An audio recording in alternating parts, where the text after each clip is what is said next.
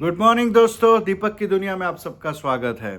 Stock market के ऊपर आज का ये वीडियो मैं और एक आपको बहुत सिंपल तरीके मैं बता रहा हूँ कि स्टॉक मार्केट में मैं बहुत सिंपल बातें करता हूँ और लोगों को कभी कभी क्या होता है ना, सिंपल चीज़ें लगती है कि ये तो काम नहीं करेगी, क्योंकि लोग हमेशा ऐसा चाहते हैं कि ये जो पैसा बनाना, ये जो आगे बढ़ना, लाइफ में कुछ अच्छा करना बहुत मुश्किल काम है।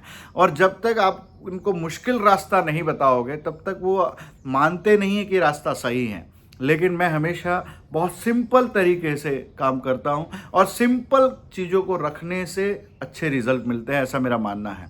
तो दोस्तों, मैं बहुत कॉम्प्लिकेट चीज़ें नहीं करता और सिंपल तरीके से आपको बताना चाहता हूँ। दोस्तों, कुछ मैं आपको ये बताना चाहता हूँ कि वॉरेन बफेट साहब के दो जो नियम उन्होंने बताए थे वो मुझे बहुत अच्छी तरह से याद है। और मेरा पूरा जो स्टॉक मार्केट के अंदर इन्वेस्टमेंट मैं जब करता हूँ या लोगों को बताता हूँ तो उसमें वो दो रूल हमेशा मेरे दिमाग में रहते हैं। पहला रूल है कि आप जब भी स्टॉक मार्केट में आओ तो आपकी जो मूडी है, आपकी जो प्रिंसिपल है, वो कभी भी कम नहीं होनी चाहिए। ठीक है, चाहे आपका प्रॉफिट कम ज़्यादा हो सकता है, आप कभी ज़्यादा प्रॉफिट कर लो, कभी कम प्रॉफिट कर लो, लेकिन आपको स्टॉक मार्केट में अगर बने रहना है तो आपकी प्रिंसिपल जो आपकी मूडी है वो हमेशा बरकरार रहनी चाहिए, उसमें लॉस नहीं होना चाहिए। ठीक है, और दूसरा रूल है कि आपको रूल नंबर 1 को भूलना नहीं है। ये वॉरेन बफेट साहब ने दो रूल दिए थे, वो जो हमेशा मेरे दिमाग में रहता है। तो इसीलिए दोस्तों, स्टॉक मार्केट में अगर इन्वेस्टेड रहना है तो आपको इन्वेस्टमेंट की जो सिस्टम है ऐसी बनानी है कि चाहे आपका जो प्रॉफिट है वो 12% हो सकता है, 15 हो सकता है, 20 हो सकता है, 30 भी हो सकता है, 40 भी हो सकता है, 50 भी हो सकता है। अच्छा मार्केट जैसे अभी चल रहा है तो आपके जो रिटर्न्स है वो 100x भी हो सकते हैं। बट आपको हमेशा ये ध्यान रखना है कि आप अपनी प्रिंसिपल, जो पैसा आपने लगाया है, अपने हार्ड वर्किंग के से कमाया हुआ, वो गंवाना नहीं है। तो आपको ये चीज़ हमेशा ध्यान में रखनी है। इसी तरह से आपको अपने इन्वेस्टमेंट के जो डिसीजंस है वो लेने हैं।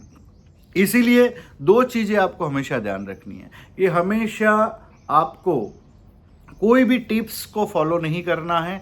हमेशा आपको जो ब्लू चिप कंपनीज हैं, जो कंपनीज के फंडामेंटल्स बहुत स्ट्रांग है, जो कंपनी का मैनेजमेंट काफ़ी रिलायबल है, जो कंपनी की जो प्रोडक्ट है वो उसमें क्वालिटी है, क्वालिटी मेंटेन कर रहे हैं लोग, और जो इंडस्ट्री में वो लोग हैं वो इंडस्ट्री का स्केलेबल होना, एक बहुत पोटेंशियल है उस इंडस्ट्री में। इसी तरह से आपको हमेशा कोई भी अपनी ड्रीम कंपनी चुननी है तो उसके लिए 3 चीज़ों का ध्यान रखना है। पहला, उसका जो मैनेजमेंट है वो बहुत ही रिलायबल होना चाहिए, एकदम ऑनेस्ट लोग होने चाहिए, उनके नाम पे कोई स्कैम नहीं होना चाहिए, उनका पिछले 20 साल का रिकॉर्ड एकदम न्यूट्रल, एकदम क्लियर होना चाहिए कि जहाँ पे कोई भी स्कैम या कौभांड उनके नाम पे नहीं होना चाहिए।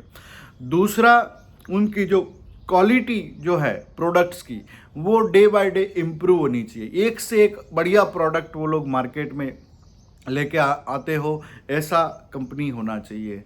तीसरा, सबसे इम्पोर्टेंट है कि जिस इंडस्ट्री में वो काम कर रहे हैं वो इस इंडस्ट्री का जो स्केलेबल होना, मान लो उस इंडस्ट्री में उनका आगे बढ़ना, मतलब एक अनलिमिटेड स्कोप होना चाहिए कि जिससे वो बहुत बड़े हो सकते हैं। क्योंकि जब तक कंपनी का वहाँ पे 100 गुना बड़ा होना या स्केलेबल होना पोटेंशियल नहीं होगा तो आपके इन्वेस्टमेंट का भी ग्रो होने का पोटेंशियल इतना नहीं होगा।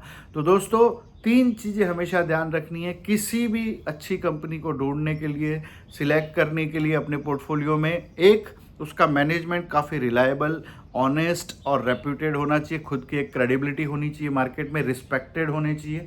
दूसरा, उनके प्रोडक्ट की क्वालिटी अच्छी होनी चाहिए, लोगों में एक्सेप्टेंस होना चाहिए, और हर बार वो डे बाय डे नए प्रोडक्ट्स इम्प्रूवमेंट करके मार्केट में लेके आते हो, ऐसी कंपनी होनी चाहिए। और थर्ड एंड मोस्ट इम्पॉर्टेंट, जिस इंडस्ट्री में वो कंपनी काम कर रही है उस इंडस्ट्री का जो स्केलेबल अपॉर्चुनिटी है, पोटेंशियल है, वो बहुत ज़्यादा होना चाहिए कि वो कंपनी भले आज उस इंडस्ट्री में 2% पे है, 5% पे है, लेकिन वहाँ पे वो 100% तक जा सकती है, ऐसा उनका एक होना चाहिए।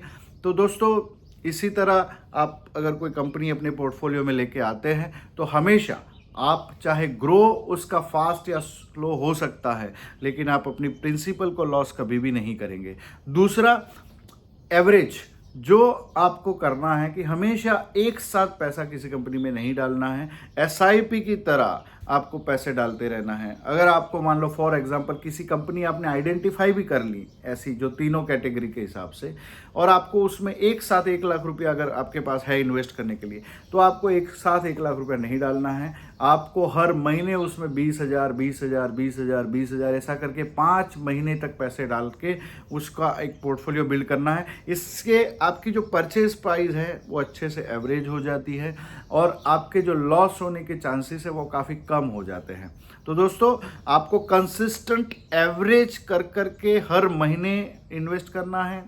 अच्छी कंपनी ये 3 कैटेगरी पे सिलेक्ट करके फ़िल्टर लगा के चुननी है। अगर आप इस तरह से कंपनी को सिलेक्ट करोगे तो मैं चाहता हूँ कि आपकी जो लॉस की प्रोबेबिलिटी है बहुत कम हो जाती है और ग्रोथ की प्रोबेबिलिटी है वो बढ़ जाती है।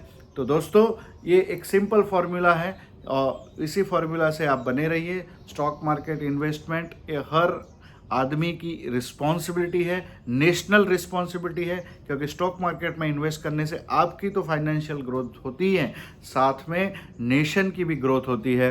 तो प्लीज़ इन्वेस्टमेंट करते रहिए, स्टॉक मार्केट से जुड़े रहिए और अपनी खुद के लिए फाइनेंशियल फ्रीडम बिल्ड करते रहिए। Thank you very much.